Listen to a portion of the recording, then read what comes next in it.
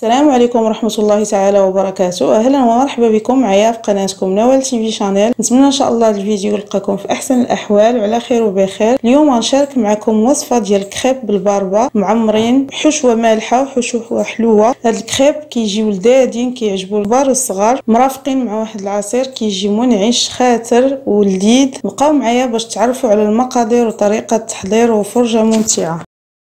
بركة الله غنحتاج تحضير هاد الكريب بالباربا. عندي هنا 2 بيضات، زلافه ديال الباربا مقطعه، زلافه متوسطه، عندي ملعقه ديال السكر، حبيبات، والملح كيبقى على حسب الذوق، نصف كاس ديال زيت المائده، 250 غرام ديال الدقيق الابيض، عندي نصف لتر ديال الماء ديال الباربا اللي تسلقات فيه الباربا اللي كنكونوا غاسلينها قبل ما نسلقوها، نصف لتر حتى في الطبيخ حتى خصو يكون دافئ او بارد ما تحيد منه درجه الحراره. غندوز على بركه الله. بسم الله. ندير هاد الباربا في الطحان مع البيض، غنضيف الزيت، ممكن عوض الزيت ديروا 2 معالق ديال الزبده بحراره المطبخ. كنضيف دائما معلقه ديال السكر الا بغيت نخرج منها مالح وحلو.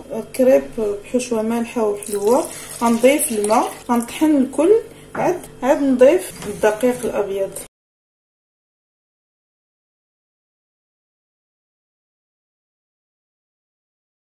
من بعد ما طحنات كتشوفوا معايا كيفاش كيكون القوام ديالها. غنبدا نضيف طحين، غنضيفو كامل. شفتوا معايا كيفاش كيكون القوام ديالها. الا جاتكم ثقيله كتبغيو لي كريب العجينه ديالهم تكون اخف من هكا، تزيدوا من 2 حتى 3 المعالق ديال الماء او الحليب، وغنخليها على جنب ترتاح تقريبا نصف ساعه. من بعد ما خليت الخليط ديال الكريب ديالي ارتاح، غنقسم الخليط لنصفين، غندير منه ملح وحلو، كريب مالحين وكريب حلوين، نحركو.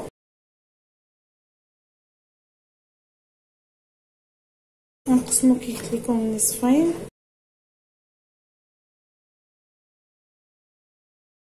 بالنسبه للخليط الحلو غنضيف ليه الفاني، ممكن ايضا تضيفوا ليه نكهه الفرامبواز هي اللي غنضيف. وهذا الخليط ديال الكريب مالحين غنضيف ليه الهريسه المعجونه حتى هي تزيد تعطيه شويه اللون. والمذاق ايضا غنضيف نصف ملعقه تقريبا ديال الاعشاب المنسمه او لي زيرب دو بروفونس. هاد لي كريب الحلوين غنطيبهم في مقلاة اللي صغيره اللي دهنتها بالزبده.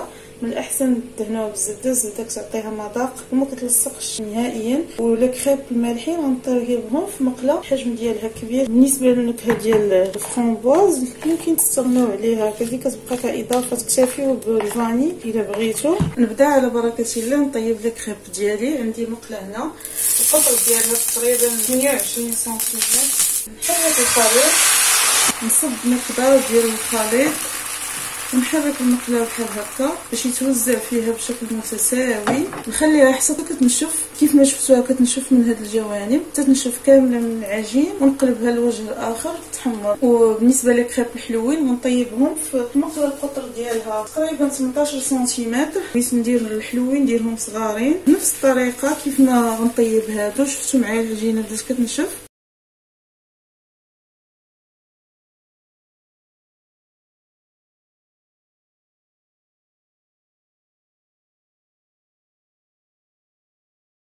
المقدار ديال العجينه اللي كتصبوا على حساب الكريب كيفاش تبغيوهم يجيوكم، واش رقاقين او شادين راسهم شويه. كنقلبها بهذه الطريقه كيف ما شفتوا معايا، وغنستمر بحال هكا تنطيب لي كريب اللي عندي كاملين، لا بالنسبه للحلوين ولا بالنسبه للمالحين. من بعد ما طيبت لي كريب ديالي كاملين الحلوين ولا المالحين غندوز باش نحضر معكم الحشوه اللي غنحتاج. بالنسبه للكريب المالحين عندي هنا 6 البيضات، لي زيبينار مقطعين، لي زيبينار هذوك اوراق السبانخ صغارين مقطعين، عندي تقريبا 2 معالق كبار ديال جبنه الموتزاريلا او فرماج احمر، عندي حبه فلفل احمر مقطع رقيقه. غنضيف عليهم شويه الابزار، الملح كيبقى على حسب الذوق، وشويه الثوم بودره، ممكن تحكوا فص ديال الثوم عوض الثوم بودره الا ما توفرش عندكم. نخلط هاد المكونات. بالنسبه اللي ما توفرش عنده السبانخ او لي زيبينار ممكن ديروا حبات فلفل اخضر. غير لي زيبينار كنعرفوا القيمه الغذائيه ديالهم، نحاولوا ندخلوهم في وصفات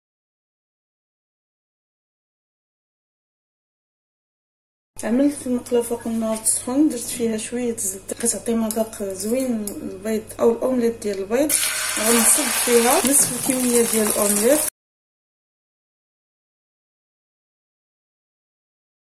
ونغطي عليها حتى تنشف ونولي نقلبها.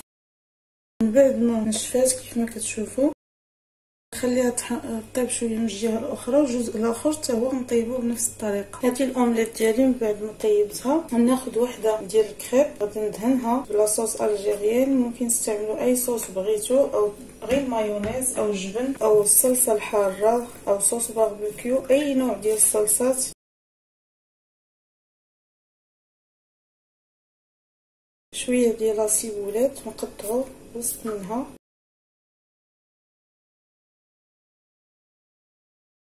وغنبدا نلويها على شكل سيجار. نلويو ونزيرو باش ما نخليوش فراغات. من بعد ما لويتها نخليها على جنب، وناخذ واحد الوحده ديال الكريب ندهنها بالجبن.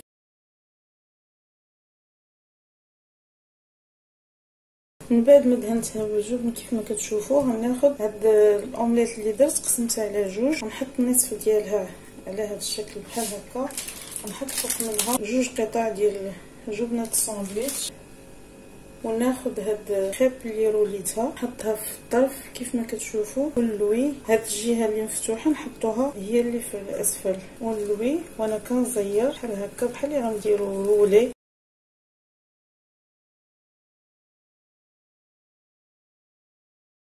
من بعد ما ساليتها غنلويها في فيلم اليمونتير.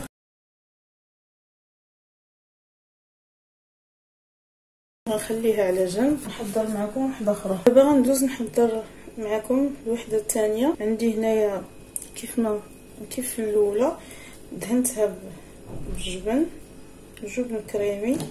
غنوضع قطعتين ديال جبنه الساندويتش. دائما كي قلت لكم هاد الحاشيه اللي كتكون من تحت هي اللي نوضعها، ونلوي وانا كنزير.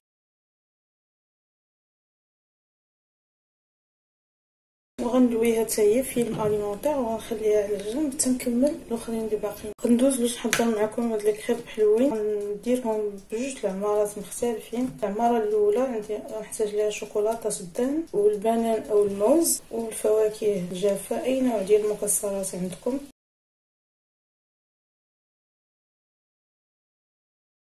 غنقطع شويه الموز،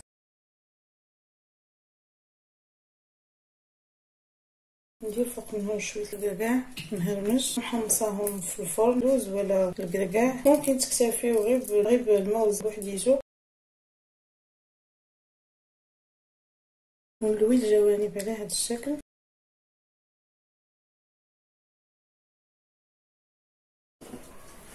ونلويهم بحال شكل سيجار على هذا الشكل.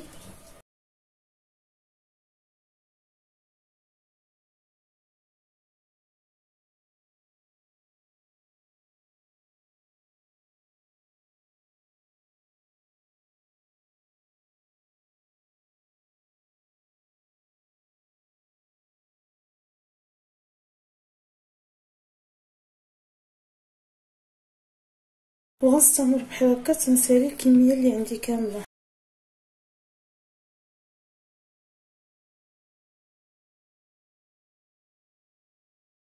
بالنسبه للحشوه الثانيه اللي غنستعمل لهاد لي كريب الحلوين، عندي هنا الكريم باتيسير بنكهه الحامض اللي درت فيها 4 يسرو ديال الحليب مع معلقه ديال السكر. الحلاوه كتبقى على حساب الذوق. قشور الحامض وملعقه كبيره ديال كريم باتيسير بنكهه الحامض اختياريه. ما كانش عندكم ممكن ديروا كريم باتيسير العاديه، غير هذه كتعطي واحد المذاق زوين مع الفخاز وقشور البرتقال المعسلين. دائما الكريب كنعمروا الجهه اللي كطيب هي الاولى. غناخذ مقدار ديال الفخاز مقطع قطع صغيره بحال هكا.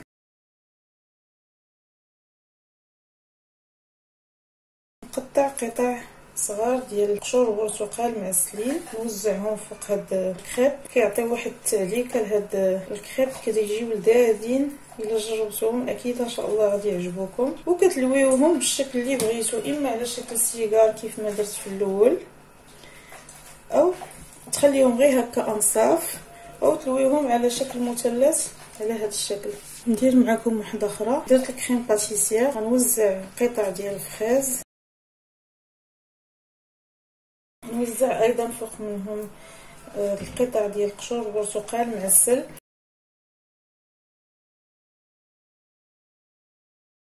ونلوي على هذا الشكل. كيف ما قلت لكم التقديم كيبقى لكم نتوما على حساب الذوق. ونوضعهم في طبق التقديم ونكمل بحال هكا تنسالي كميه هاد الوحدات اللي بقاو عندي كاملين. غنرافق هاد الكريب ديالي بواحد العصير. عندي هنا لتر ديال الحليب، درت معاه 3 المعالق ديال السكر سنيده وجوج ساشيات ديال فلون فاني او اي فلون بغيو او فلون الموز، ومعلقه ديال النشا خليته حتى طفى في حراره المطبخ. وعندي هنا ربع لتر ديال عصير البرتقال. غناخذ كاس ديال الخلاط وغنصب فيه هاد الفلون اللي شفتوا معايا راه عقاد. انا ما خليتوش تعقد مزيان، ما درتوش في الثلاجه. نتوما الا كان عندكم الوقت ممكن تخليوه تعقد مزيان في الثلاجه. وغنصب عليه عصير البرتقال. غنضيف على هذا الخليط غنضيف حبه ديال الموز، ممكن تضيفوا ايضا الفريز، وغنطحنهم في الخلاط. من بعد ما طحنته نصبوا في كؤوس.